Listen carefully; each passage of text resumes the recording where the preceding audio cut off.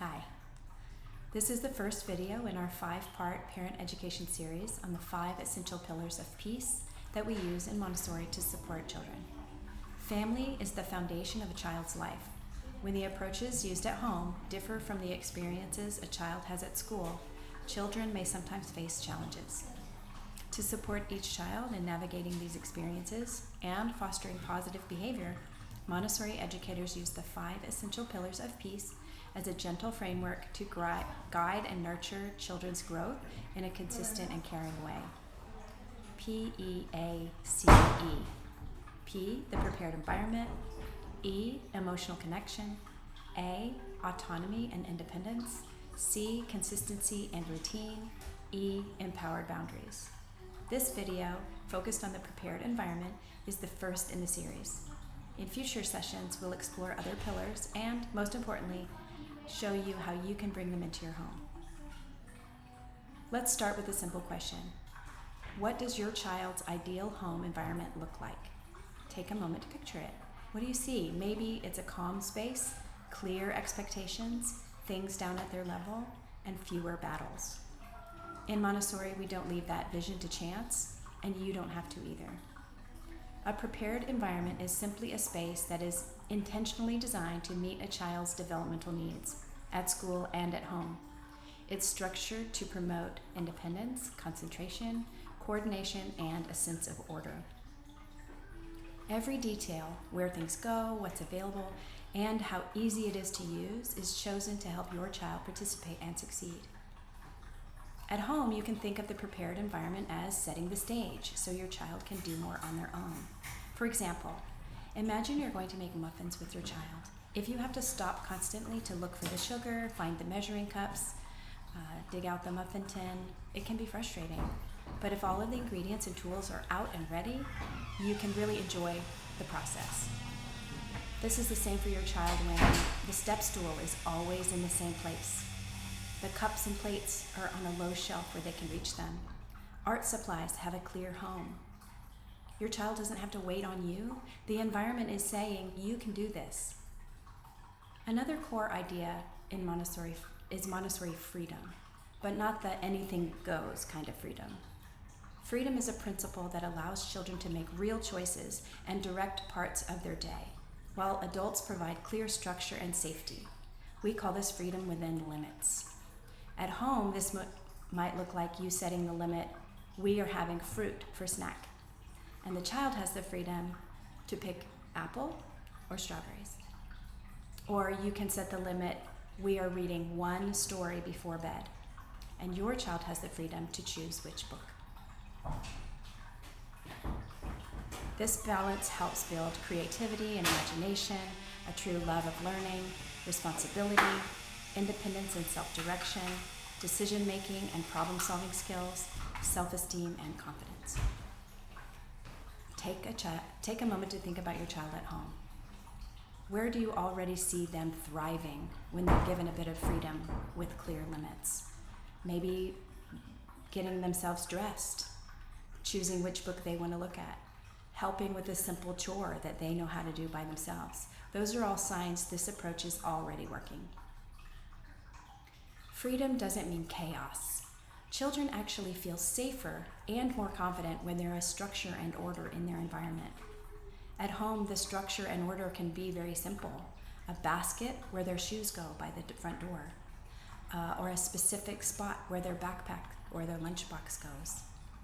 A shelf for toys with just a few items out at a time. Structure might look like a simple routine, snack, then we play, then we tidy up, and then we have dinner.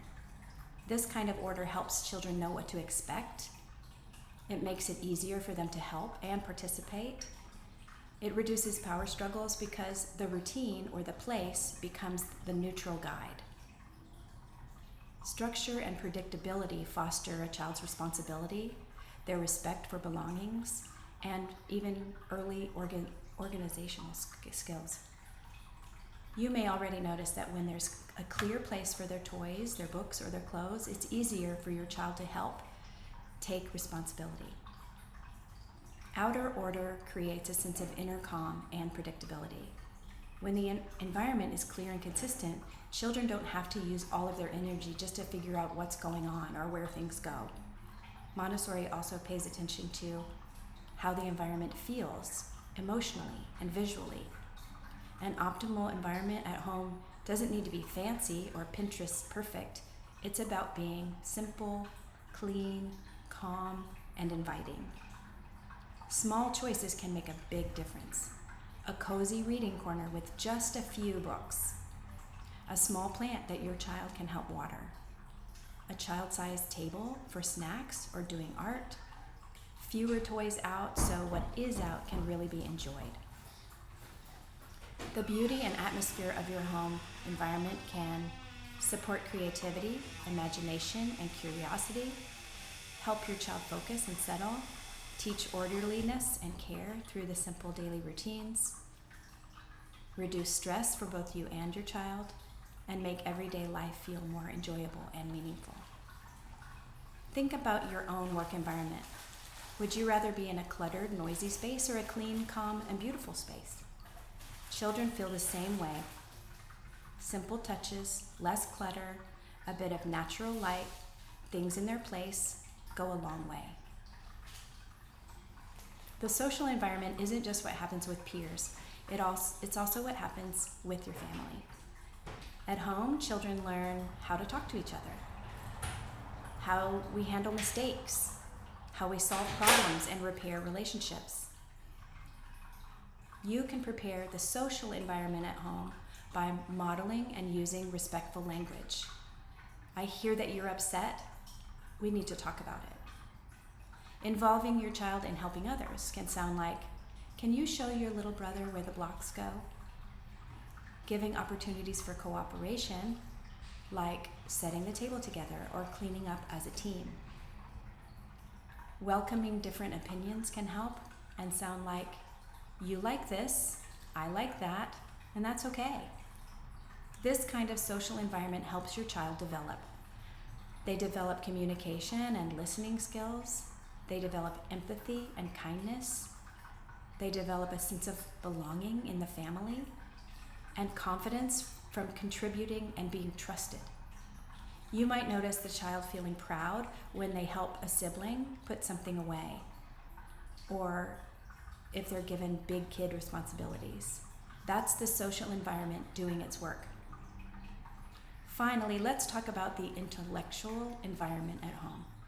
This isn't about flashcards or worksheets. It's about creating a home where questions are welcomed. Curiosity is encouraged.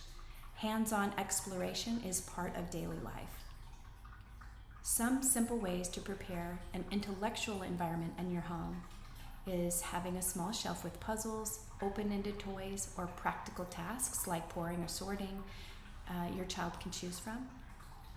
You can involve them in real-life activities like sweeping or cooking, watering the plants, feeding the pet, folding laundry, or simple repairs. You can help them follow their interests. If they love animals, you can have a few figurines or go to the library and get books about their favorite animals. You can allow time for repetition. If they want to do the same puzzle 3 times or read the same book every night, that's learning in action. In this kind of home environment, children are allowed to develop critical thinking, problem-solving skills, creativity, and a sense of responsibility for their own learning. You don't have to teach every moment. Often, your role is to prepare the space, offer the opportunity, and step back while they explore. To bring this all together, a child's environment, especially at home, plays a crucial role in their development. In our Montessori community, we do our best to create a welcoming and caring classroom environment where every child feels safe, respected, and empowered to learn and discover. But we also know that family is the foundation. Our hope is with this 5-part P.E.A.C.E series is to share tools and principles that you can use at home so your child experiences consistency between school and family life. Today we focused on the prepared environment, the first pillar. In the next video of the series we will dive into emotional connection And following videos, we'll explore the remaining pillars of peace and talk about how they show up in everyday parenting so you can feel supported and your child can feel secure and home and school can work together. Thank you for watching. We're glad you're here walking on this journey with us.